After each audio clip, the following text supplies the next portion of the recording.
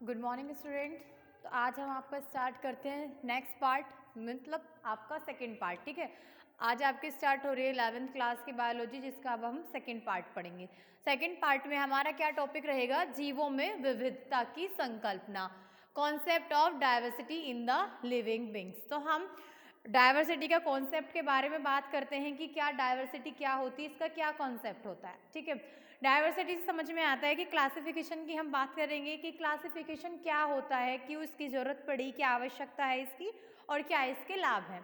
तो इसका क्या मतलब होता है, क्लासिफिकेशन क्यों करते हैं? जो हमारे जैसे कि अर्थ है, अर्थ पर बहुत सारे असंख्य प्रकार के जीव देखने को मिलते हैं। जीवित चीज़ों के बारे में बात कर रहे हैं, जैसे बहुत सारे प्लांट्स होते हैं, बहुत सारे एनिमल्स होते हैं, ह्यूमंस अलग हैं या इंसेक्ट्स होते हैं। तो इस तरीके के बहुत सारे विभिन्न विभिन्न प्रकार के हमें जीव देखने को मिलते हैं।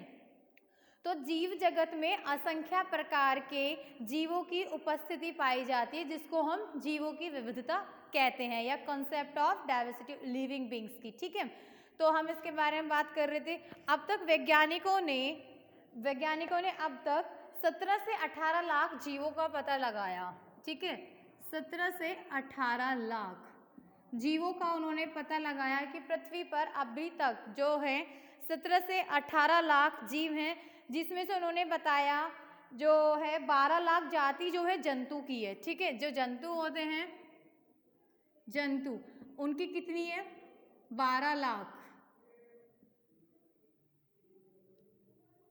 12 लाख जातियां जंतु की हैं। ठीक है, नेक्स्ट हम बात करते हैं किसकी? प्लांट्स की। तो प्लांट्स में इन्होंने बताया कि 5 लाख जातियां किसकी होती है? प्लांट्स की होती है। ठीक है, प्लांट्स, एनिमल्स।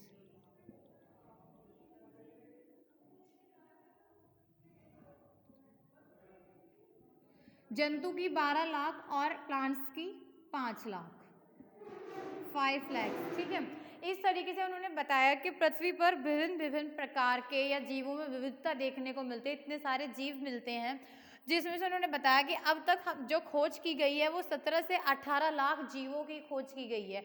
उसमें सारे प्लांट्स, एनिमल्स, इंसेक्ट्स सभी आते हैं। ठीक है, तो जिसमें से 17-18 लाख आपके जीव है, उसमें प्लांट्स हैं, एनिमल है, इंसेक्ट्स है, सभी उसके अंदर उपस्थित हैं। ठीक है, तो अब हम इसकी कॉन्सेप्ट के बारे में बात कर रहे थे। जीवों में या जगत में विभिन्न प्रकार के, असंख्य प्रकार के जीव पाए जाते हैं, जिसको हम बायोडाइवर्सिटी कहते हैं। वैज्ञानिकों ने अब तक 17 से 18 लाख जीवों का पता लगाया। ठीक है, ये था आपका एक कॉन्सेप्ट कि क्या होती है जीवों में विविधता। तो अब तक उन्होंने बताया कि 17 से 18 लाख जीव पृथ्वी पर उपस्थित हैं, जिसमें से 5 लाख कौन से हैं? जंतु हैं, और जिसमें से 12 लाख जंतु और 5 लाख एनिमल्स या प्लांट्स। जो प्लांट्स हैं वो 5 लाख हैं। लेकिन जो इंसेक्ट्स हैं, जो छोटे छोटे कीट पतंगे हैं, जो छोटे छोटे से जीव हैं, उनकी संख्या इनसे भी ज़्यादा है। इन दोनों की संख्या मिलाकर उनकी संख्या इनसे भी अधिक होती है। ठीक है, नेक्स्ट आप बात करते हैं जीवधारियों में वर्गीकरण। ठीक है, जीवधारियों में वर्गीकरण।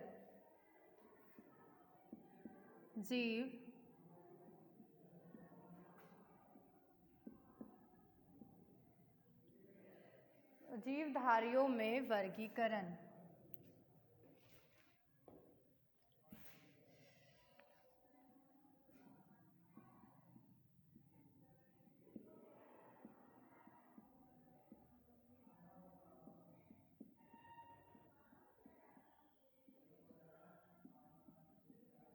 जीवधारियों में वर्गीकरण। ठीक है, बायोलॉजिकल क्लासिफिकेशन, बायोलॉजिकल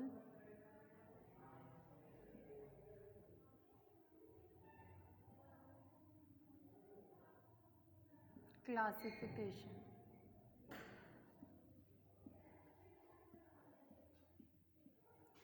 जीवधारियों में वर्गीकरण, जिसको हम क्या बोलते हैं इंग्लिश में? Biological classification. जो ये क्लासिफिकेशन है, ये क्लासिफिकेशन किसके बेस पर दिया गया या किसके आधार पर दिया गया? पौधों में आकृति, आकार और भार। फर्स्ट है आकृति, सेकंड आकार, एंड थर्ड भार। ठीक है, जीवों में जो क्लासिफिकेशन दिया गया है वो किसके बेस पर दिया गया? जीवों की आकृति कैसी होगी, उनका आकार कैसे होगा और उनका भार कैसे होगा, या फिर उनका आमाप, उनका मेजरमेंट जो होगा, आमाप। इन सभी चीजों के आधार पर जीवों का क्लासिफिकेशन दिया गया। ठीक है, यानी कि वर्गीकरण दिया गया। आकृति, आकार, भार और आमाप के बेस पर जीवों को अलग अलग भागों में बांटा गया है। ठीक है, जैसे कि पौधे, जंतु, बैक्टीरिया। ठीक है, अलग अलग अगर हम जीवों की बात करें तो नंबर फर्स्ट पौधे, जंतु, बैक्टीरिया।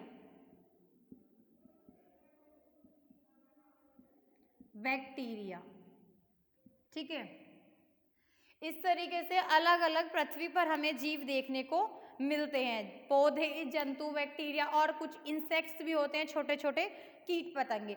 तो इन सभी को हमने विभिन्न विभिन्न प्रकार से जब हमने देखा तो क्या किया, साइंटिस्ट ने इनकी खोज की। तो उन्होंने बताया कि अगर हमको इनको मतलब इजीली अगर इनको देखें, इनकी स्टडी करें, तो उन्होंने क्या किया, इनको अलग अलग वर्गों में डिवाइड कर दिया, इनका क्लासिफिकेशन कर दिया अलग अलग भागों में।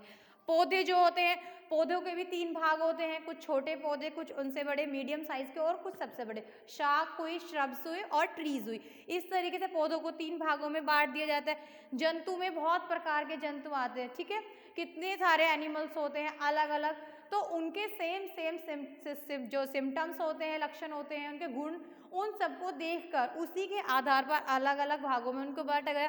फिर बैक्टीरिया, बैक्टीरिया के अंदर जो होगा आर्की बैक्टीरिया हुआ, यू बैक्टीरिया हुआ, इन बैक्टीरिया को भी अलग अलग वर्गों में डिवाइड किया। तो जो हम जीवों की बात कर रहे हैं, तो जीवों को आकृति, आकार, भार, आमाप, इन सब के बेस पर अलग अलग भागों में क्लासिफाई किया गया।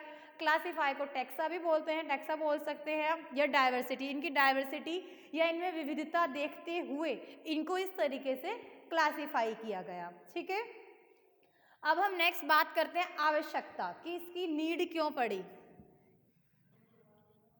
जीवधारियों में वर्गीकरण हो गया कि किस बेस पर वर्गीकरण किया गया। अब हम बात करते हैं इसकी आवश्यकता।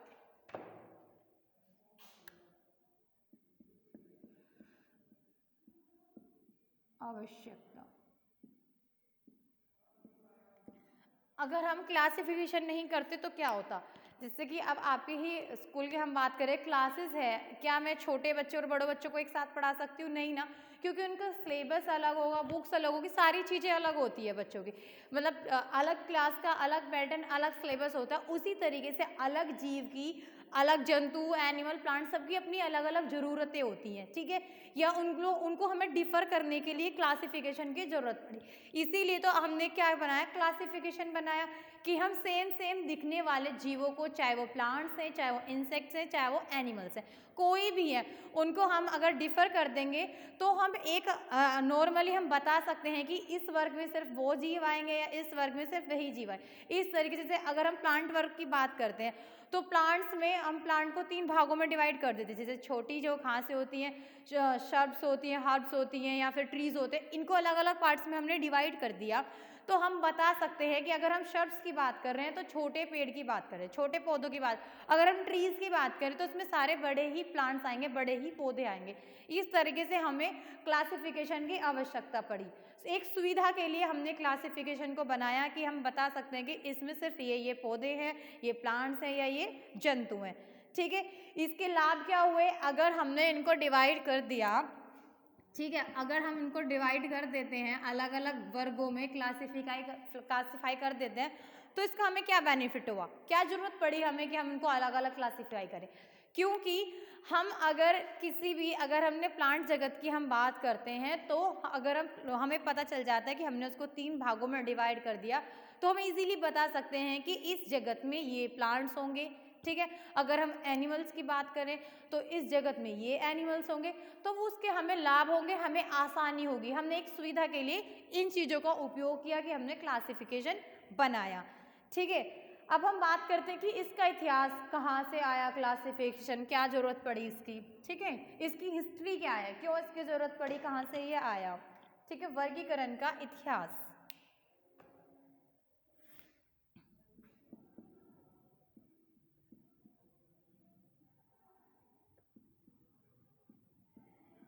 वर्गीकरण का इतिहास,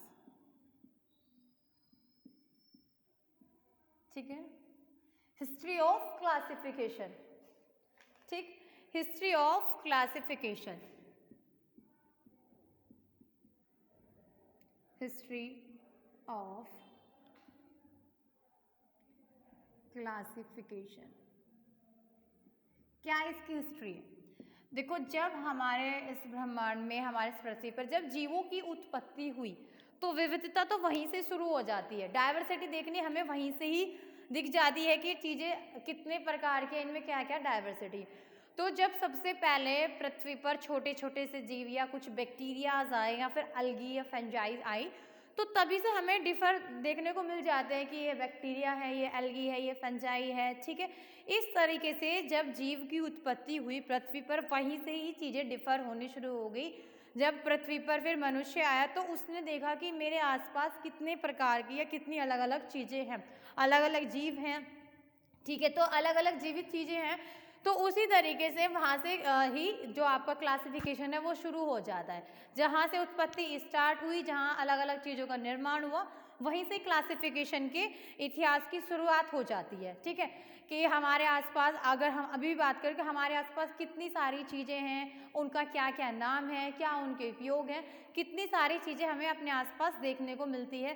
तो तभी से ही इस क्लासिफिकेशन की शुरुआत हो गई थी कि हमारे आसपास बहुत सारे बैक्टीरिया हैं, एल्गी हैं, फंजाई हैं, कुछ एनिमल्स हैं, कुछ छोटे कीट पतंगे हैं, कुछ इंसेक्ट्स हैं। तो ये सब हमें देखने को वहीं से, उत्पत्ति से ही मिल जाते हैं और वहीं से क्लासिफिकेशन की स्टार्ट हो जाती है। हम वहीं से चीज़ों को डिफ़र करना शुरू कर देते हैं कि हमारे आसपास इतनी सारी चीज़ें हैं, तो हम उनका नामकरण करना शुरू कर देते हैं कि हमने इसको बैक्टीरिया नाम दे दिया, ये जीव जंतु हैं, ये एनिमल्स हैं, ये पेड़ पौधे हैं, इस तरीके से हमने उनको नाम दे दिया, ठीक है। नेक्स्ट हम एक साइंटिस्ट की बात करते हैं, अब एक अरस्तु, ठीक है, अरस्तु, जिनको हम अरिस्टोटल भी बोल देते हैं, ठीक है। अरस्तु को क्या बोलते हैं? अरिस्टोटल।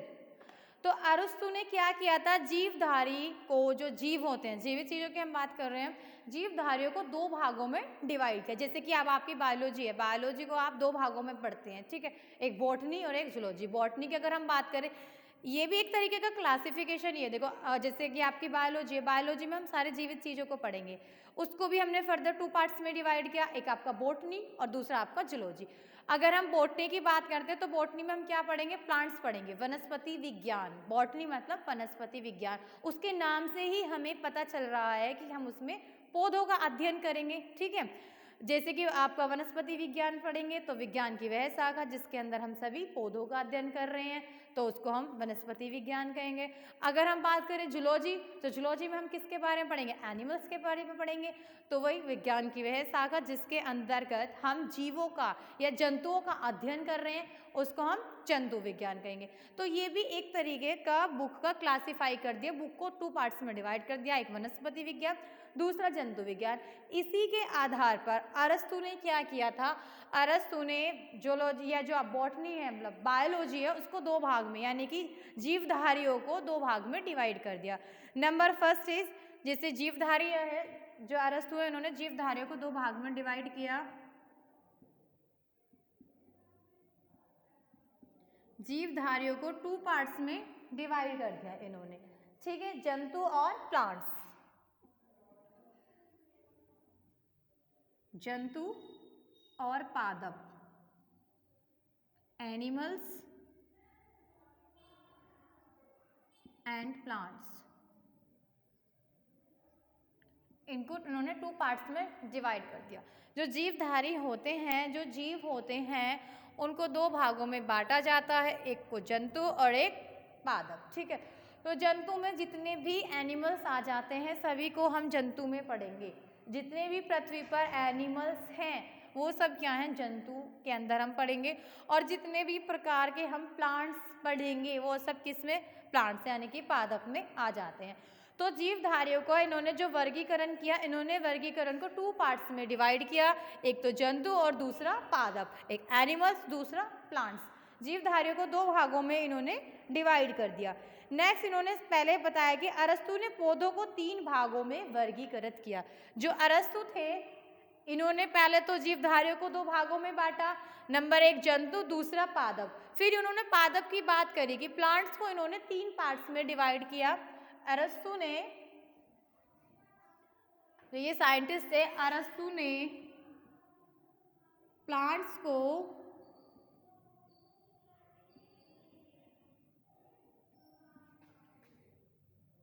3 भागों में बांटा। ठीक है, जो अरस्तु थे इन्होंने जो प्लांट्स हैं उनको 3 भागों में वर्गीकृत कर दिया। ठीक है, अरस्तु ने प्लांट्स को 3 भागों में वर्गीकृत किया। किसने? अरस्तु ने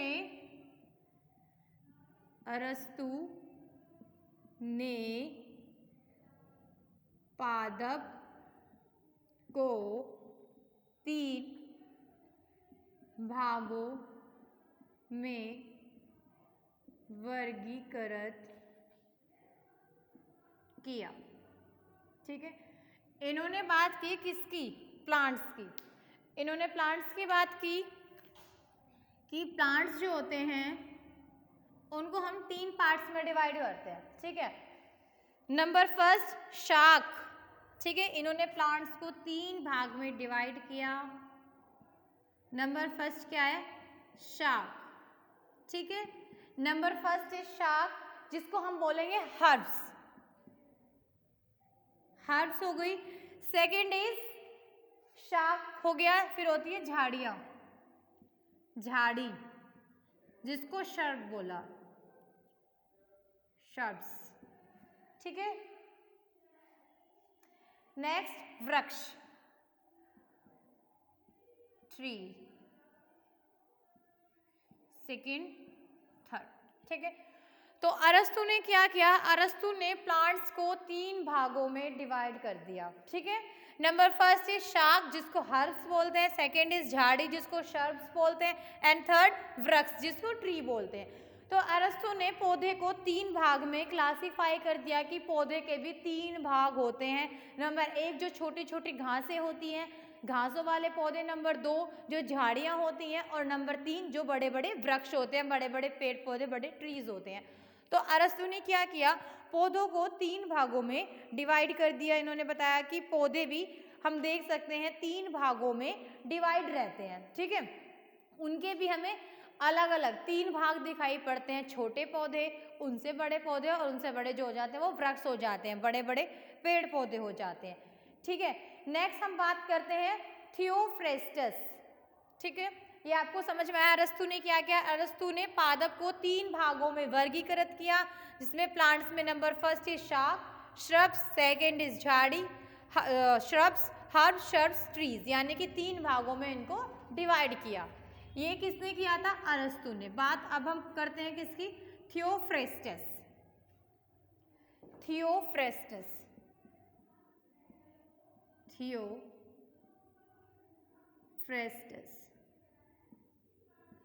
थियोफ्रेस्टस ने क्या किया था? इनकी एक बुक थी हिस्टोरिया प्लांटेरम। इनकी बुक का नाम था हिस्टोरिया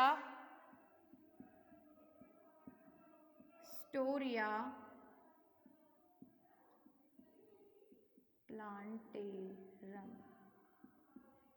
ठीक है, इनकी बुक का नाम था हिस्टोरिया प्लांटेरम।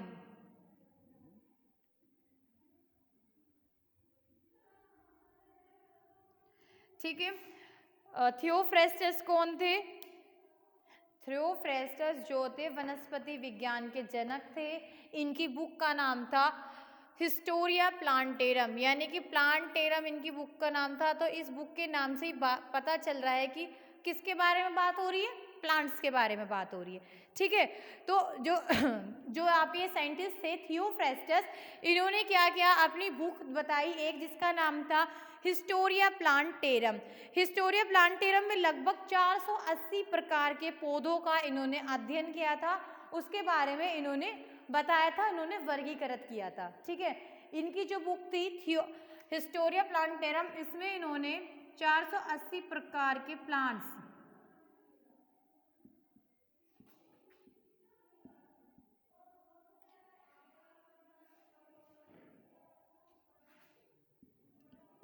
पौधों को वर्गीकृत।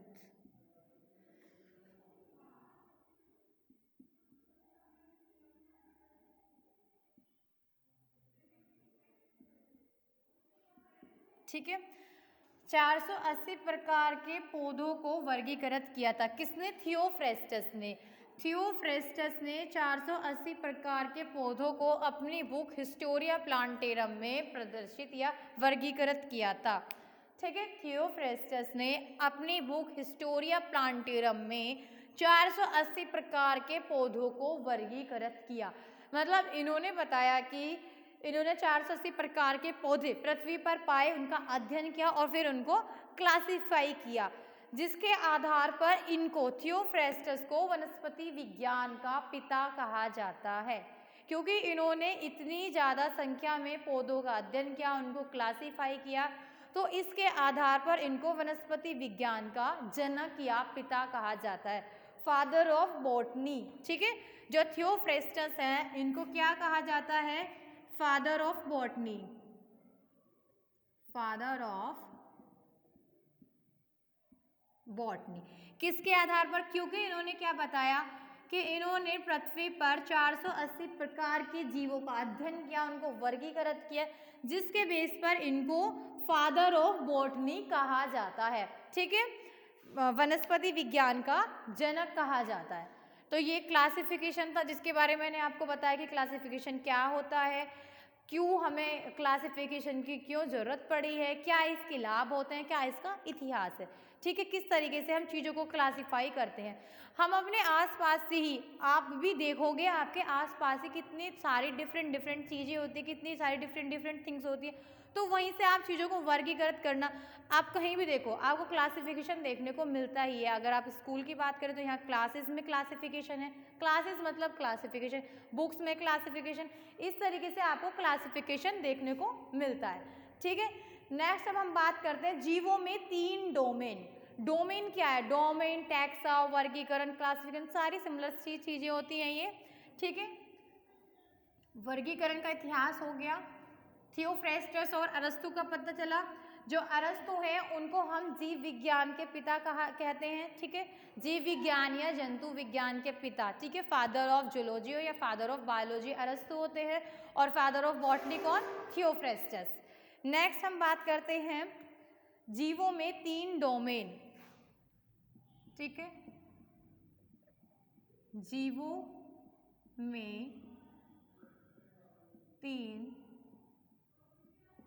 डोमेन। ठीक है, 3 domain of life. 3 domain of life. ठीक है, 3 डोमेन्स ऑफ लाइफ। जीवों में 3 डोमेन। जीवों में 3 डोमेन क्या थे? जीवों में 3 डोमेन की संकल्पना सबसे पहले किसने दी थी? वीज ने। वीज आपके एक साइंटिस्ट थे, वीज ने क्या किया? जीवों में जिस तरीके से अरस्तु ने पौधों या जीवधारियों को, पौधों को 3 भागों में डिवाइड किया। पहले अरस्तु ने जीवधारियों को 2 भागों में डिवाइड किया। नंबर फर्स्ट इज एनिमल्स और सेकेंड प्लांट्स। तो फिर फर्दर उन्होंने प्लांट्स को 3 भागों में डिवाइड किया, शर्ब्स, हर्ब्स, ट्रीज। जो छोटी छोटी घासें होती हैं उनको हम हर्ब्स बोलते हैं, फिर उनसे बड़ी जो झाड़ियाँ होती हैं उनको हम श्रब्स बोलते हैं, और फिर बड़े बड़े जो वृक्ष होते हैं उनको ट्रीज बोलते हैं। तो उन्होंने फिर फर्दर 3 पार्ट्स में डिवाइड किया। इसी तरीके से जो साइंटिस्ट थे वीज, इन्होंने 1990 में क्या बताया? जीवों में 3 डोमेन, यानी कि जो जीव होते हैं उनको 3 पार्ट्स में डिवाइड किया, एक डोमेन, एक क्लासिफिकेशन दिया इन्होंने। ठीक है, वो क्लासिफिकेशन बनाएंगे। जीवों में 3 डोमेन किसने दिए थे? वीज ने दिया था। जीवों में 3 domain.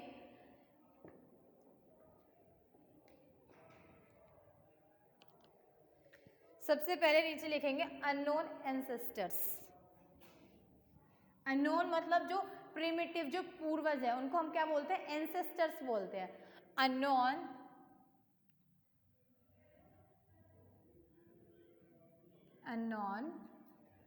Ancestors.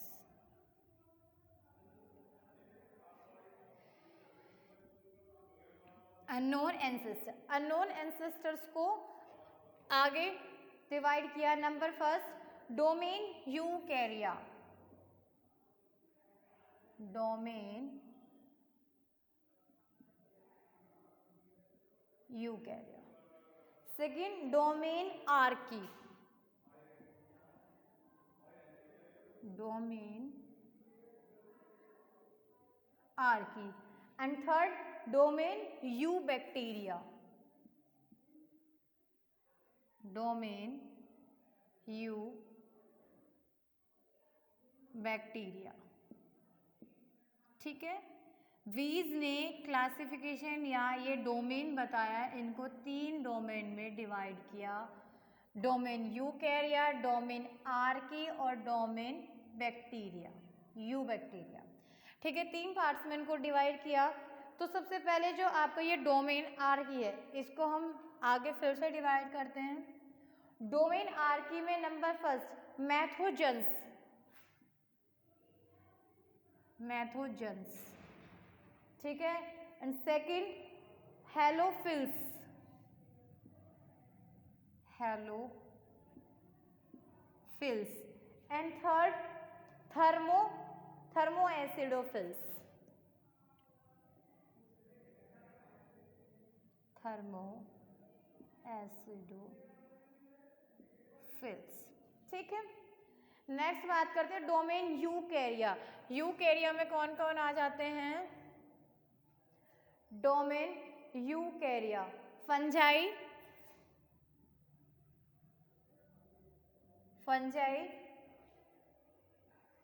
Plants,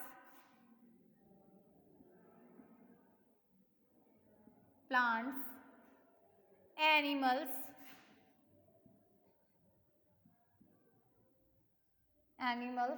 and protist. Algae जो होती है, प्रोटिस्ट। ठीक है, प्रोटिस्ट। ठीक है। फिर आता है domain eubacteria. Domain eubacteria में gram positive bacteria and gram negative. Gram positive bacteria, gram negative bacteria. And third is mycoplasma.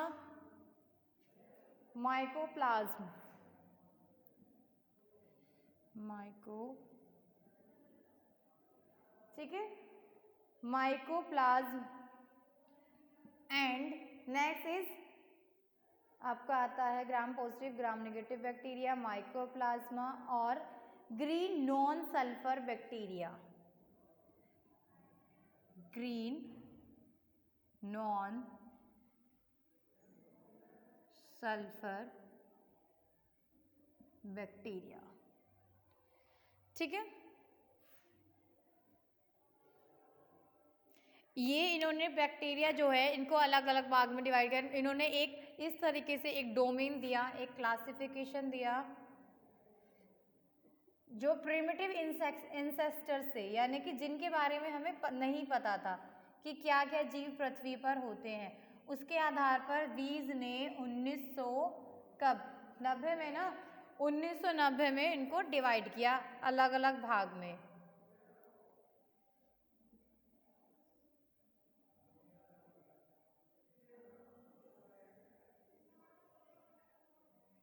ठीक है, यहाँ से स्टार्ट होता है ये। तो क्या देखा उन्होंने, जो वीज थे उन्होंने 1990 में ये 3 डोमेन क्लासिफाई दिया या 3 डोमेन दिया, जिसमें इन्होंने बताया एंसेस्टर्स जो होते हैं अननोन एंसेस्टर, जो नहीं पता, उनको इन्होंने अलग अलग डिवाइड किया, डोमेन यूकैरिया, डोमेन आर्की और डोमेन यूबैक्टीरिया। जो यूकैरिया होंगे, जो यूकैरियोट्स होंगे, उनमें हम क्या पढ़ेंगे, फंजाई पढ़ेंगे, प्लांट पढ़ेंगे, एनिमल्स पढ़ेंगे, प्रोटिस्ट जो एल्गी वगैरह होती है, काई जो होती है, ठीक है। तो इसमें फंजाई के बारे में पढ़ लेंगे, प्लांट्स के बारे में पढ़ेंगे, एनिमल्स के और प्रोटिस्ट के। नेक्स्ट हम बात करते हैं डोमेन आर्की। आर्की में क्या होते हैं, ये बैक्टीरिया होते हैं। जो आर्की बैक्टीरिया जो बैक्टीरिया से भी प्रिमिटिव थे, जो प्रिमिटिव बैक्टीरिया थे कौन, मैथोजेंस, हेलोफिल्स और थर्मोएसिडोफिल्स, ठीक है। जो अननोन एंसेस्टर से जो प्रिमिटिव हैं, ठीक है, इसमें हम वो प्रिमिटिव के बारे में बात करेंगे, मैथोजेंस, हेलोफिल्स और थर्मोएसिडोफिल्स। फिर बात करते हैं domain you bacteria. You bacteria में कौन से बैक्टीरिया आएंगे, ग्राम positive bacteria, gram negative bacteria और नॉन सल्फर बैक्टीरिया, जो ग्रीन नॉन सल्फर, जिनमें सल्फर नहीं होगी वो नॉन सल्फर बैक्टीरिया।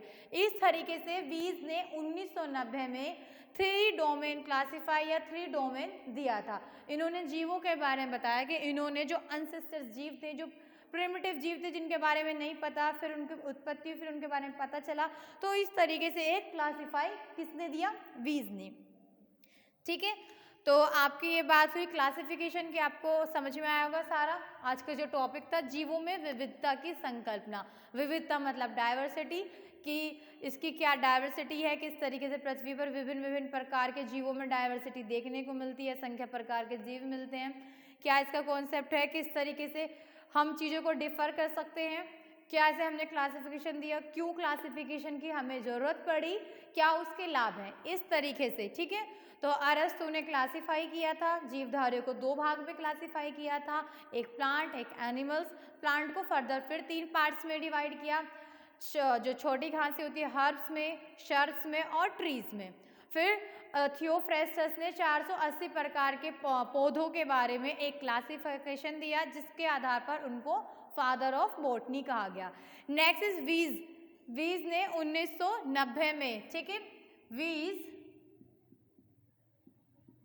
1990 इन्होंने क्या दिया था, 3 डोमेन, ठीक है, जीवों का 3 डोमेन, ठीक है। इस तरीके से जीव होते हैं, उनके आगे फर्दर उन जीवों को किन भागों में, कितने भागों में डिवाइड किया जाता है। तो आपको एक क्लासिफिकेशन पूरा समझ में आया होगा। सेकंड पार्ट था आपका, फर्स्ट पार्ट आप देखेंगे, फिर आप सेकंड पार्ट देखेंगे तो आपको ये पूरा समझ में आ जाएगा, ठीक है। Okay, thank you so much. Note कर लेना आप लोग।